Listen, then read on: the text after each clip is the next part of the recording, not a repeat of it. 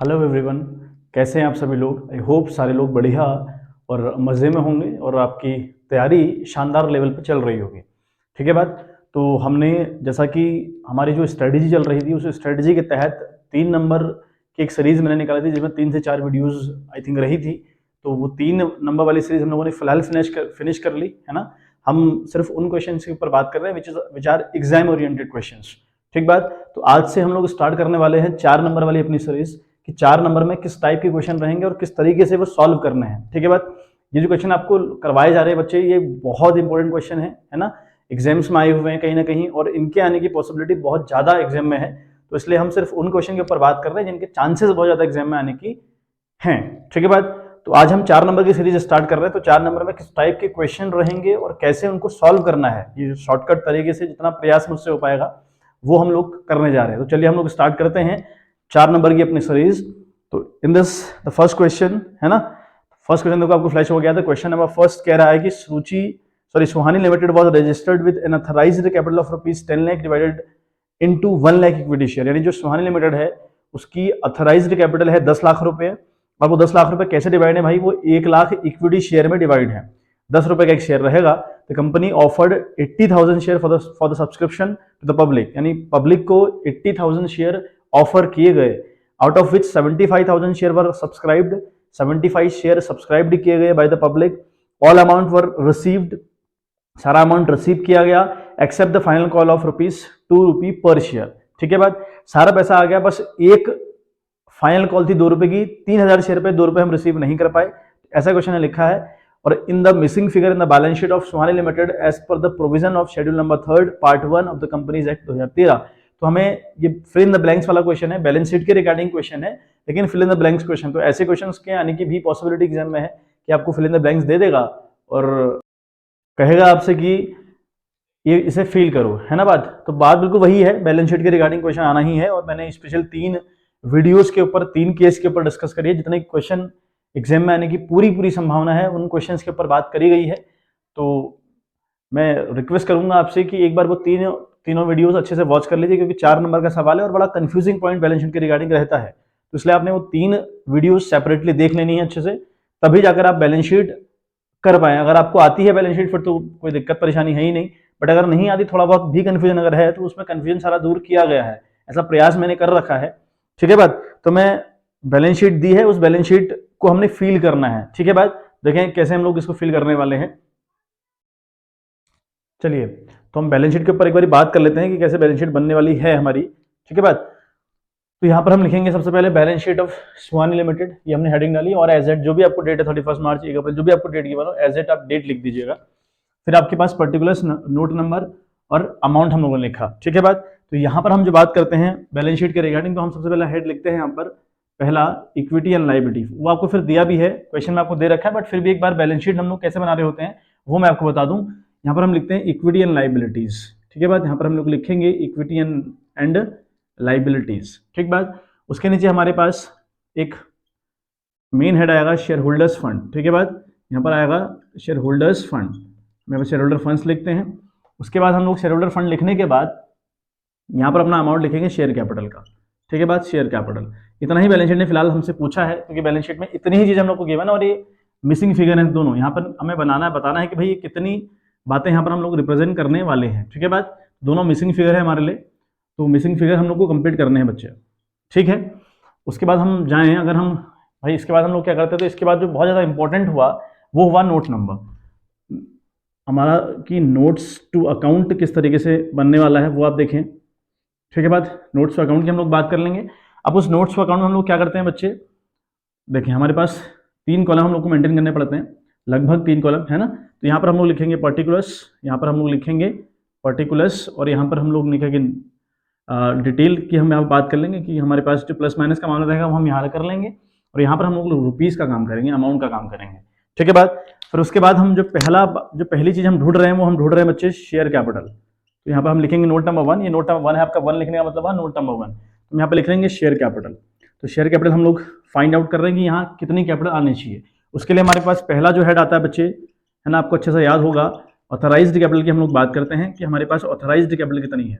अब authorised capital की अगर हम बात करें तो कंपनी की डिटेल में दिया है हमें कि भाई जो ऑथराइज कैपिटल है कंपनी की वो 10 लाख रुपए है। ठीक है बात, वो आपकी कितनी है बच्चे, वो 10 लाख रुपए है। ठीक है, हमने 10,000 लिख दिया गलती से, 10 लाख रुपए है।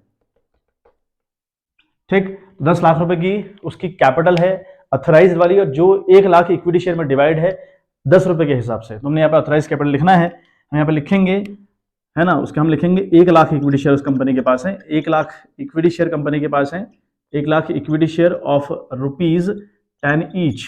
ठीक है बात, तो इस तरीके से बनता है बच्चे 10 लाख रुपए। तो हमने यहाँ 10 लाख रुपए शो करना होता है, इसका कोई रिलेवेंट नहीं, बट हमें शो करना पड़ता है कि ऑथराइज कैपिटल है कितनी कंपनी की। फर्क सिर्फ हमने इसको, इस वैल्यू को सिर्फ डिस्क्लोज करना है और इसका कोई मतलब है नहीं अदरवाइज। बात करें अगले की, अगला हम क्या करते हैं भाई, अगला हम लिखते हैं इशूड कैपिटल, कि कंपनी ने कितनी कैपिटल इशू करी या कितने शेयर का प्रोस्पेक्टस कंपनी ने मार्केट के अंदर डाला हुआ है।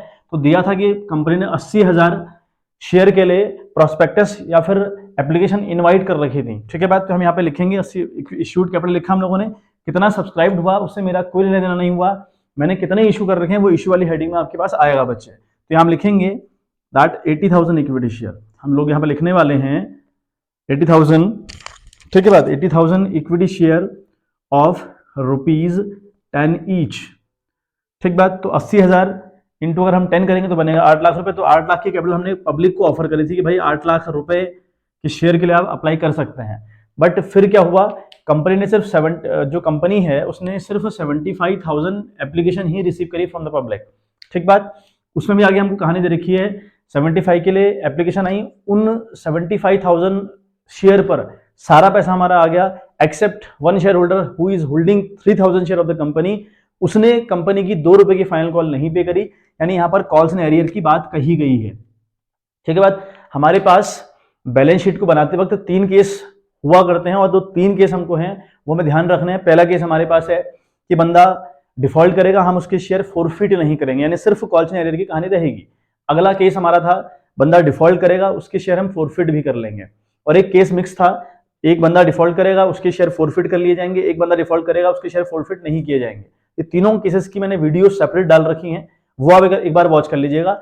फिलहाल ये सिर्फ पहला केस हमारे पास है जहां पर कॉल करी गई, बंदे ने डिफॉल्ट किया, उसके बाद उसके शेयर फोरफिट नहीं किए गए, यानी बात है कॉल्स एंड एरियर वाली। तो जहां पर कॉल्स एंड एरियर वाली बात होती है, ठीक है, वहां पर हमारा जो थर्ड हेड है, हमारा जो थर्ड हेड है बच्चे, वो है सब्सक्राइब्ड कैपिटल का। ठीक है बात, पहला है ऑथोराइज कैपिटल, अगला इशूड कैपिटल, तीसरा हमारा जो हेड बनता है वो बनता है सब्सक्राइब्ड कैपिटल का। तो सब्सक्राइब्ड कैपिटल 2 भागों में डिवाइड होगी जब क्वेश्चन के अंदर फोरफिट नहीं किया गया होगा, यानी बंदे ने डिफॉल्ट किया लेकिन उसके शेयर फोरफिट नहीं किए गए, तो उस टाइम पे जो सब्सक्राइब्ड कैपिटल है वो 2 भागों में बंटती है बच्चे। तो पहला भाग हमारे पास होता है, ठीक है, सब्सक्राइब्ड, पहला हमारे पास होता है subscribed capital, subscribed and fully paid up हम लोग लिखने वाले हैं। सब्सक्राइब भी हुई और फुली पेड अप भी हुआ, मतलब ऐसे वो शेयर जिन पर सब्सक्रिप्शन तो आया ही आया लेकिन उन पर पूरा का पूरा पैसा हमारे पास रिसीव हो गया। तो हम देखें कितने शेयर हैं, 75 एप्लीकेशन हमारे पास आई हैं, लेकिन 3 में डिफॉल्ट हुआ पड़ा है। अगर 3 में डिफॉल्ट हुआ पड़ा है तो इसका मतलब 72,000 एप्लीकेशन ऐसी एप्लीकेशन हैं जिन पर कोई झोल नहीं हुआ, पूरा का पूरा पैसा हमने रिसीव कर लिया। करते हैं बात आराम से, ठीक है बात, ठीक है। तो ऐसे से हमारे 72,000 शेयर ऐसे हैं, तो हम यहाँ पे लिखेंगे 72,000 इक्विटी शेयर, है ना, इक्विटी शेयर लिखे या सिर्फ शेयर लिखे चलेगा, कोई दिक्कत परेशानी नहीं है। 72,000 इक्विटी शेयर ऑफ ₹10 ईच, यानी ये ऐसे शेयर हैं जिन पर कोई डिफॉल्ट नहीं हुआ। तो 72,000 इंटू 10 किया तो आपका आया 7,20,000। तो यहाँ आप 7,20,000 को बाहर दिखा सकते हैं, कोई दिक्कत परेशानी इस बात में नहीं है, ठीक है बात। यहाँ पे नहीं दिखा तो अब यहाँ भी जोड़ घटाना आप लोग को करना है तो आप यहाँ भी दिखा सकते हैं, कोई दिक्कत इस बात से तो नहीं है बिल्कुल भी, ठीक है बात। अच्छा, अब देखें अब आप क्या करेंगे, अब एक कैटेगरी और बनेगी आपकी subscribe but not fully paid up वाली, तो उसे बनाते हैं। हम लिखेंगे सब्सक्राइब्ड, ठीक है, subscribe but not fully paid up, subscribe but not fully paid up, ठीक है बात, फुली पेड अप। अब देखें जरा आप कितने वो शेयर हैं, देखें तो 3,000 इक्विटी शेयर हैं आपके पास, है नहीं है। 3,000 इक्विटी शेयर ऐसे हैं जिनको सब्सक्राइब तो किया गया लेकिन उन पर कॉल पूरे तरीके से आई नहीं। तो 3,000 equity share of ₹10 each, of ₹10 each, ठीक है बात। तो अल्टीमेट लेवल पर ये कितना होगा बच्चे, 3,000 इंटू 10, 3,000 इंटू 10 अगर हम करेंगे, ठीक है, इसे हम बाहर ही दिखा दे ज़्यादा अच्छा है, इसे हम 7,20,000 को बाहर ही लिख दें बेटा, 7,20,000 को हम बाहर लिख दें, कोई दिक्कत परेशानी इसमें नहीं है। 3,000 शेयर हैं, 10 रुपए का एक है, तो मतलब हो गया आपका अल्टीमेट लेवल पर 30,000 रुपए। ठीक है बात। अच्छा, इसमें आप करें अब लेस कॉल्स एंड एरियर, क्योंकि आप कॉल्स एंड एरियर भी आपका है इस क्वेश्चन के अंदर हमें दिया है भाई, कॉल्स एंड एरियर की कहानी कही गई है। कॉल्स एंड एरियर का मतलब क्या हुआ, 3,000 शेयर पर फाइनल कॉल 2 रुपए की नहीं आई, यानी इतना हमारा कॉल्स एंड एरियर होगा 6,000 रुपए का, तो हम 6,000 ये भी लेस कर ले बच्चे।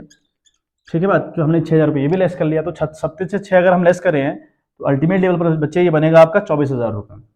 24,000 रुपये हम यहाँ लिखेंगे कि हमें इस कैटेगरी से ना, जो हमारी कैटेगरी थी ना, जो सब्सक्राइब तो की गई लेकिन सब पूरा अमाउंट आया नहीं, तो उससे हमें 30,000 आने थे अल्टीमेट लेवल पर। 3,000 के शेयर थे, 10 रुपये के अगर हम कॉल करते तो 30,000 रुपये आते, लेकिन एक बंदे ने डिफॉल्ट कर दिया 3,000 शेयर के साथ, तो 3,000 इंटू 2 किया तो 6,000 रुपये हमारे पास नहीं आए, तो इस कैटेगरी से हमारे पास सिर्फ 24,000 रुपये आए। तो अल्टीमेट लेवल पर 7,20,000 तो हमने यहाँ से रिसीव किए इस कैटेगरी से, और 24,000 इस कैटेगरी से रिसीव किया, तो अल्टीमेट लेवल पर हमारा बैलेंस बना, ठीक है, 7,44,000 का बैलेंस बना।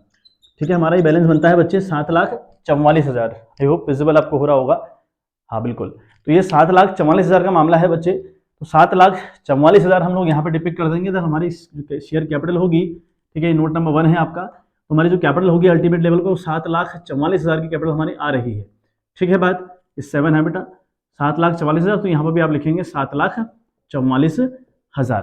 तो ये हमारा क्वेश्चन करने का अल्टीमेट तरीका रहेगा बच्चे, शेयर वाला। ठीक है बात, करना तो इसमें सिर्फ आपको फिल इन द ब्लैंक्स करना था, तो इस कैटेगरी वाले क्वेश्चन भी एग्जाम में आने की पूरी संभावनाएं हैं, तो मैंने आपको एक बार कैसे होता है क्वेश्चन वो करवा दिया। ठीक है, आई होप आपको क्लियर हुआ हो मामला। चलिए बात करते हैं हम लोग नेक्स्ट क्वेश्चन के ऊपर कि वो हम लोग किस तरीके से करने वाले हैं।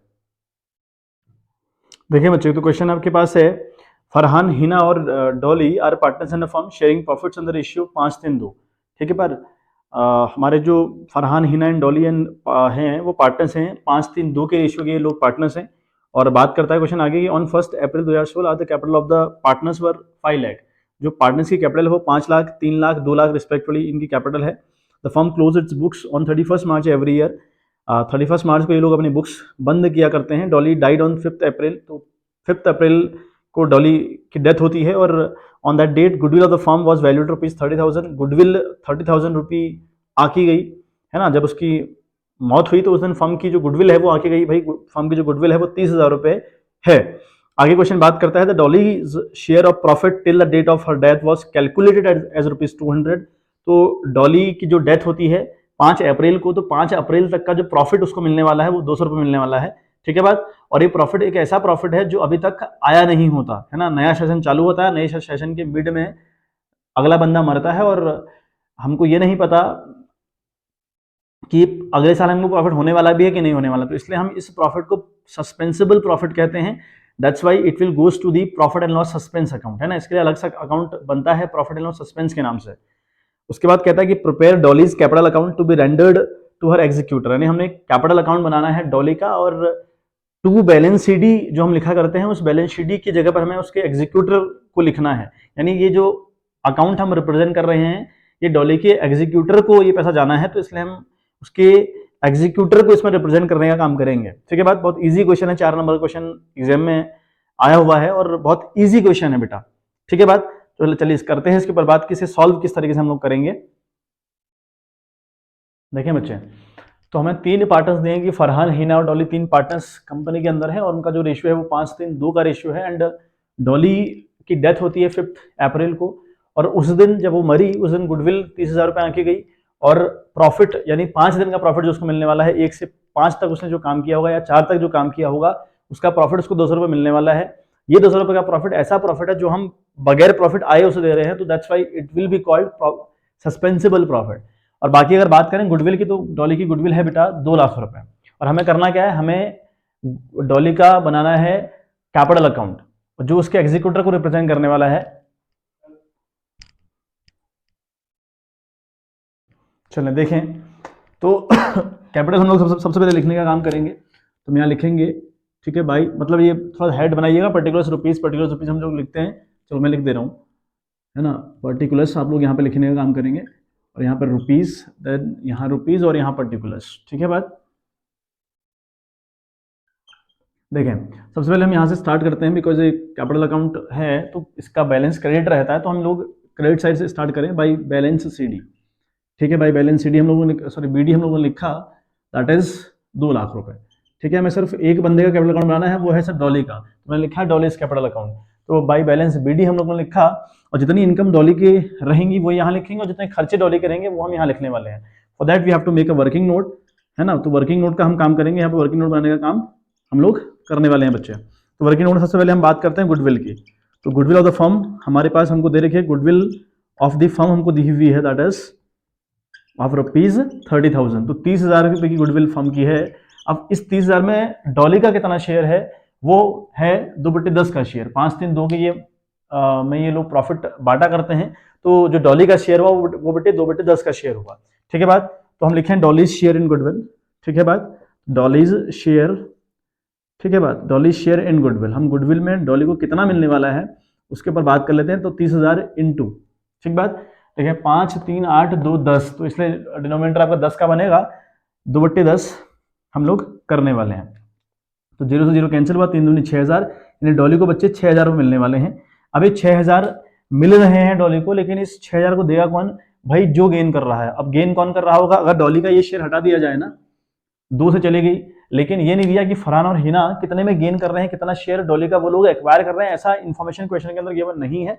और जब गिवन नहीं होती है, जब हमको ये ना पता हो कि जो बंदे रह रहे हैं, यानी after the death of a partner, इस पार्टनर की डेथ हो रही है डॉली की, इसकी डेथ के बाद जो पार्टनर यहाँ फरहान और हिना बचे हुए हैं, इनका रेशियो नया वाला क्या होगा, या इन्होंने कितना एक्वायर किया, ऐसी कोई इन्फॉर्मेशन क्वेश्चन के अंदर गिवन नहीं है। अगर नहीं है तो जो रेशियो इनका बचा हुआ है, यानी जो पुराना शेयर है, it will be considered as gaining ratio also. तो इसको ये हम गेनी रेशियो भी माना करते हैं। तो यहाँ पर ये लोग कंट्रीब्यूट करेंगे फरहान और हिना, तो हम लिखेंगे फरहान्स कंट्रीब्यूशन। ठीक है, हम लिखेंगे फरहान, ठीक है, फरहान्स कंट्रीब्यूशन, हम लिखेंगे फरहान कंट्रीब्यूशन। तो फरहान कितना कंट्रीब्यूट करने वाला है वो हम देखें। तो 6,000, ठीक है, इंटू 5 उसका शेयर है, और 5 और 3 हुआ 8, तो 5/8 का सेक्रीफाइस ये करने वाला है। ऐसे अगर बात करें हीना की, तो हीना कितना सेक्रीफाइस करेगी भाई, कितना कंट्रीब्यूट करेगी। हिनाज कंट्रीब्यूशन की अगर हम बात करें तो ये कितना कंट्रीब्यूट करने वाली है। तो हिना का कंट्रीब्यूशन रहेगा बच्चे 6,000, ठीक है, 6,000 इंटू 3/8, 6,000 इंटू 3/8 का कंट्रीब्यूशन इसका भी रहने वाला है। बात करते हैं 8 कितने बार कट रहा है, 8 और 4 है तो 8 40 और आज 56, सॉरी 56 और 5 और ये 0, 75 की बात करें अगर हम, तो 0, 0, 3, 15, 5, 1, 321 और 3, 5, 35 और 2, 37, 3,750 की बात यहाँ पर हो रही है। अल्टीमेट लेवल 3,750 रुपये ये देगी बेटा। ठीक है, जो हीना है सॉरी फरहान जो है वो 3,750 रुपये कंट्रीब्यूट करेगा, और ये करेगी 2,750 रुपये कंट्रीब्यूट, 2,750 रुपये। ये 2,750 और 3,750 मिलकर होता है 6,000, ये मिलने वाला है डॉली को। तो हम लिखेंगे बाई, कौन कौन दे रहा है उसको, पहले दे रहा है फरहान, तो लिखेंगे फरहान्स कैपिटल अकाउंट। ठीक है, लिखेंगे फरहान्स कैपिटल अकाउंट, लिखेंगे फरहान्स कैपिटल अकाउंट। फरहान उसको देगा 3,750 रुपये, और ठीक है बात, उसके बाद 750 रुपये और डॉली इसको देगी 2,250 रुपये आ रहा बच्चे, 2,250 रुपये। और सॉरी नॉट डॉली, हीना की अगर हम बात करें तो लिखेंगे बाई हिनाज कैपिटल अकाउंट। हम लोग लिखने वाले हैं by Hina's capital account. Hina कितना देगी वो देखें, तो हिना को देना पड़ रहा है 2,250 रुपये। ठीक बात, ये इसको मिला। प्रॉफिट इसको मिल रहा है डॉली को, ये प्रॉफिट इसको मिल रहा है 200 रुपये, जब तक वो 5 दिन फर्म के अंदर है तो 5 दिन का उसको प्रॉफिट भी मिल रहा है। तो लिखेंगे बाई प्रॉफिट, है ना, profit and loss suspense account, loss suspense account. ठीक है बात, 200 रुपये का उसको ये भी मिल रहा है। तो अल्टीमेट लेवल पे इतनी इनकम डॉली की हो रही है। 2 लाख रुपए की पुरानी कैपिटल है, 3,750 की गुडविल उसको दे रहा है फरहान, और 2,250 की गुडविल उसको दे रही है हीना, और 200 रुपये उसका प्रॉफिट है। तो अल्टीमेट लेवल पर ये हो रहा है 2,06,200, ये हो रहा है 2,06,200 रुपये। ठीक है बात। अब यहाँ पर हम जो टू बैलेंस CD लिखते हैं ना, हम टू बैलेंस CD ना लिख के टू लिखेंगे डॉलीज एग्जीक्यूटर। हम लिखेंगे टू डॉलीज एग्जीक्यूटर। हम क्या लिखने वाले बच्चे, डॉलीज एग्जीक्यूटर अकाउंट लिखेंगे, दैट इज 2,06,200 रुपये, यानी हम डॉली के एग्जीक्यूटर को 2,06,200 रुपये बच्चे देने वाले हैं। यही हमसे क्वेश्चन ने डिमांड कर रखी थी कि डॉली का कैपिटल अकाउंट बनाओ जो रिप्रेजेंट करे उसके एग्जीक्यूटर को। ठीक है बात, इसका स्क्रीनशॉट एक बार आप ले लें, फिर हम आगे बात करने का काम करते हैं। ठीक है बात। चलिए, तो आगे नेक्स्ट क्वेश्चन के ऊपर हम लोग अगर बात करें तो नेक्स्ट क्वेश्चन हमारा देखें हम क्या है। ठीक है बात, तो थ्योरेटिकल पार्ट वाले क्वेश्चन हमारे पास रहेंगे अभी। तो ये क्वेश्चन भी अपने आप में इंपॉर्टेंट हुए, तो थ्योरेटिकल क्वेश्चन उतने आपको सारे तैयार करने हैं जितने आपसे मैं वीडियोस के अंदर कह रहा हूं कि इतने तैयार करो। ठीक है बात, तो अगर हम बात करें क्वेश्चन नंबर फर्स्ट की, तो हमारा जो 4 नंबर वाली सीरीज है ना बच्चे, वो हमारी 21 और 22 और 33 यानी 3 क्वेश्चन 4 मार्क्स के रहते हैं एग्जाम में। एक 21वां वाला, ठीक है, और 22वां वाला, और उसके बाद आपका 33वां वाला। जो हमारा जो 33 वाला क्वेश्चन रहेगा वो भी हमारा इसी के रिगार्डिंग रहता है। ठीक है बात, तो 21, 22 और 33, तो ये 3 क्वेश्चन एग्जाम में आएंगे 4 नंबर के। तो बात करें थ्योरेटिकल क्वेश्चन के ऊपर कि क्वेश्चन क्या कहता है, explain the importance of financial analysis for labour union and creditors. यानी हमने जो फाइनेंशियल स्टेटमेंट की जो एनालिसिस हम लोग करते हैं उसकी क्या इंपॉर्टेंस है लेबर यूनियन के लिए। जो लेबर यूनियन रहती हैं, जो लेबर लोग रहते हैं, उनके लिए क्या इंपॉर्टेंस है उस फाइनेंशियल स्टेटमेंट एनालिसिस की, और क्रेडिटर के लिए क्या इंपॉर्टेंस है वो हम देखें। ठीक है, आपको मैं आंसर फ्लैश करवा रहा हूं इनके, तो आंसर मैं आपको समझा दे रहा हूं एक बारी, और ये क्वेश्चन आप लोग जरूर से तैयार कर लीजिएगा, बिकॉज ये क्वेश्चन बहुत सारे जो थ्योरेटिकल क्वेश्चन मैं आपको करवा रहा हूं, हर एक वीडियो में कोई ना कोई क्वेश्चन आपका थ्योरेटिकल पार्ट वाला क्वेश्चन होगा। इन सारे क्वेश्चन को सेपरेटली आप लोग तैयार करिएगा, इनमें से कुछ ना कुछ क्वेश्चन आपके एग्जाम में कंफर्म आने वाले हैं। ठीक है बात, देखिए क्वेश्चन आपको फ्लैश हो गया बेटे, देखें एक बारी क्या लिखा है। आंसर भी इसका फ्लैश आपको करवा दिया गया है। आंसर कह रहा है कि लेबर यूनियन एनालिसिस या analyse the financial statement to assess, मतलब होता है जानने के लिए, whether it can presently afford a wage increase and whether it can absorb a wage increase through increase productivity or by raising the prices। क्या मतलब हुआ, जो लेबर यूनियन है वो फाइनेंशियल स्टेटमेंट एनालिसिस करना क्यों चाहती है, या उसके लिए क्या इंपॉर्टेंस हुई फाइनेंशियल स्टेटमेंट एनालिसिस की, वो हमसे क्वेश्चन ने पूछा। तो हम कह रहे हैं आंसर अब बता रहा है कि labour union analyse the financial statement. जो लेबर यूनियन है वो एनालाइज करती है फाइनेंशियल स्टेटमेंट को। क्यों करती है, टू एसेस, जानने के लिए, whether it can presently afford a wage increase, यानी प्रेजेंटली कंपनी हमारा जो वेजेस है, हमारा जो मजदूरी है वो बढ़ाएगी कि नहीं बढ़ाएगी। ठीक है बात, वेदर, और या कंपनी ऐसा कुछ करेगी, it can absorb a wage increase, यानी वो वेज इंक्रीज नहीं करेगी, उसको एब्जॉर्ब कर लेगी, खत्म कर देगी, है ना, थ्रू इंक्रीज प्रोडक्टिविटी, की प्रोडक्टिविटी बढ़ा देगी, अपना जो प्रोडक्टिविटी कंपनी की है उसको बढ़ा देगी कंपनी, और रेजिंग द प्राइस, और जो प्राइस है उनको रेज कर देगी। तो या ऐसे हमारा इस तरीके से जो हमारा वेजेस है वो नहीं बढ़ाएगी। तो अल्टीमेट लेवल पर कहानी ये है कि जो लेबर लोग हैं वो जानना चाहते हैं कि कंपनी हमारे वेजेस बढ़ाने वाली है कि नहीं। तो इसके लिए उनकी जो इंपॉर्टेंस हुई ये जानने की, भाई कि जो फाइनेंशियल स्टेटमेंट एनालिसिस है वो लोग उसको जानने का प्रयास करते हैं, उसको एनालाइज करने का काम करते हैं। ठीक है बात, अच्छा क्रेडिटर की अगर बात करें, क्रेडिटर क्यों जानना चाह रहे हैं, क्यों वो किसी कंपनी का फाइनेंशियल स्टेटमेंट एनालिसिस करवाना चाहते हैं, या उनको क्या इंपॉर्टेंस है इसकी। तो कहता है कि क्रेडिटर्स थ्रू एन एनालिसिस और फाइनेंशियल स्टेटमेंट, ठीक है, appraise not only the ability of the company to meet its short term obligation, यानी वो सिर्फ इतना नहीं जानना चाहता कि कंपनी अपनी शॉर्ट टर्म ऑब्लिगेशंस को कंप्लीट कर सकती है कि नहीं, है ना। यानी जो क्रेडिटर्स हैं उनके लिए यही तो इंपॉर्टेंट है, जो क्रेडिटर्स हैं उनके लिए यही इंपॉर्टेंट है कि जिस कंपनी को हम उधार माल सप्लाई कर रहे हैं वो हमारी पेमेंट देने की कंडीशन में है भी कि नहीं। तो ये तो वो जानना ही चाहते हैं, लेकिन ये कह रहा है कि सिर्फ इतना जानना उनके लिए काफी नहीं है, लेकिन और वो क्या करते हैं, but also judges the profitability of its continued ability to meet its financial obligation in the future। तो जो क्रेडिटर है वो सिर्फ इतना नहीं जानना चाहते कि ये हमारी पेमेंट करेगा कि नहीं करेगा, वो ये भी जानना चाहते हैं कि कंपनी की प्रॉफिटेबिलिटी इन फ्यूचर क्या रहेगी, और कंपनी की ऐसी हालत है भी कि वो फ्यूचर में भी अपने जो शॉर्ट टर्म ऑब्लिगेशंस हैं उन्हें वो कंप्लीट कर पाए। ठीक है बात, तो ये दोनों के लिए बड़ा इंपॉर्टेंट हुआ।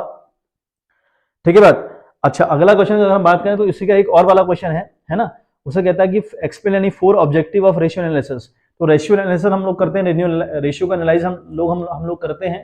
तो रेशियो एनालिसिस की जो ऑब्जेक्टिव हुए वो क्या क्या हो सकते हैं ना, 4 कोई भी ऑब्जेक्टिव आपको लिखने हैं बच्चे, आपको कोई भी 4 ऑब्जेक्टिव लिखने के लिए कहा गया है ना। एक्सप्लेन एनी 4 ऑब्जेक्टिव, तो 4 कोई भी ऑब्जेक्टिव आप पढ़ लीजिएगा, आपकी जो थर्ड बुक है उसमें पढ़िएगा आप, जो इजी वाला टॉपिक है 5-6 आप तैयार कर लीजिएगा, कि लगभग आप 4 तैयार करिएगा कि उसकी इंपॉर्टेंस क्या हुई और या उसकी ऑब्जेक्टिव्स क्या हुई, वो बात एक ही है दोनों।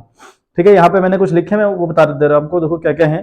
तो आइडेंटिफाई प्रॉब्लम एरियाज, यानी जो रेशियो एनालिसिस है वो हमें ये बता देती है कि भाई कहाँ कहाँ पर किन किन एरियाज में प्रॉब्लम है। कैसे, रेशियो एनालाइज या analysis help in locating those areas of business which are weak, यानी उनको लोकेट करने में वो काम बहुत ज्यादा मदद करती है हम लोगों की, not functioning properly and required immediate action और अटेंशन सॉरी। तो फिर वो जो हमारी वीक एरियाज हैं उनको जानने के लिए बहुत जरूरी हुआ कि आप रेशियो को एनालाइज करो, है ना। बार बार अगर रेशियो एनालाइज करोगे तभी जाके ये पॉसिबल हुआ कि अपनी कंपनी की जो वीक एरियाज हैं वो कौन से एरिया हैं जिन पर अच्छे से वर्क करना है या फिर थोड़ा मेहनत करने की जरूरत और है, ये हमको रेशियो एनालिसिस बताता है।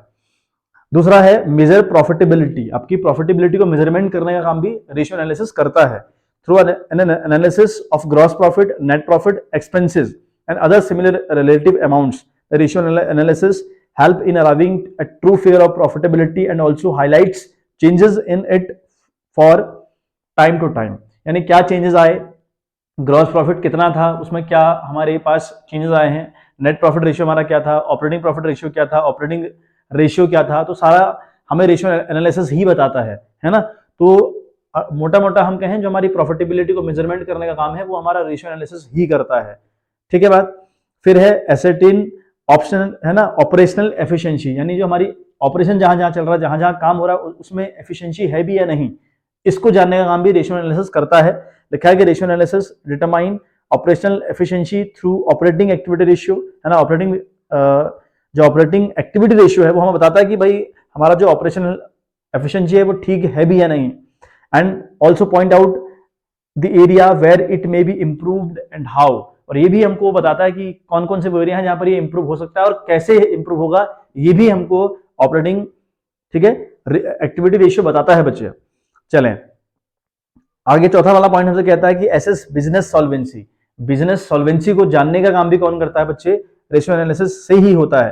By highlighting relationship between assets and liabilities through solvency ratio, ratio analysis indicate the financial condition. ठीक है बात। तो ये चार आपके जो पॉइंट हुए बड़े इंपॉर्टेंट पॉइंट हैं, तो चारों आप लोग अच्छे से ध्यान से याद कर लीजिएगा। इंपॉर्टेंस और ऑब्जेक्टिव में कोई डिफरेंट नहीं होता, तो आप इन दोनों को ऑब्जेक्टिव वाले में भी इन आंसर्स को ले सकते हैं और साथ साथ जो आपका इंपॉर्टेंस है वहां भी आप इसको लिखने का काम बच्चे कर सकते हैं। ठीक है बात। तो चलिए आज के लिए इतना ही। ये 3 क्वेश्चन आते हैं आपके 4 नंबर के, जैसे मैंने आपको बताया कि 21वां, 22वां और 33वां क्वेश्चन, 33 वाला जो क्वेश्चन है, तो 3-3 क्वेश्चन करके हम लोग 5-7 वीडियो के अंदर, अगर हमने 5 वीडियो पे करते तो 15 से 20 क्वेश्चन हम लोग खत्म कर लेंगे, और 15-20 क्वेश्चन करने के बाद हम लोग को आइडिया अच्छे से आ जाना है कि किस टाइप के क्वेश्चन एग्जाम में आ रहे हैं और किस तरीके से हमने अपनी प्रिपरेशन रखनी है बच्चे। तो ये टाइम बहुत खतरनाक टाइम है, आप लोगों को बिल्कुल एग्जाम ओरिएंटेड चीजें पढ़नी है, बहुत ज्यादा डीप जाकर अपने को कंफ्यूज करने की बिल्कुल जरूरत नहीं है ना।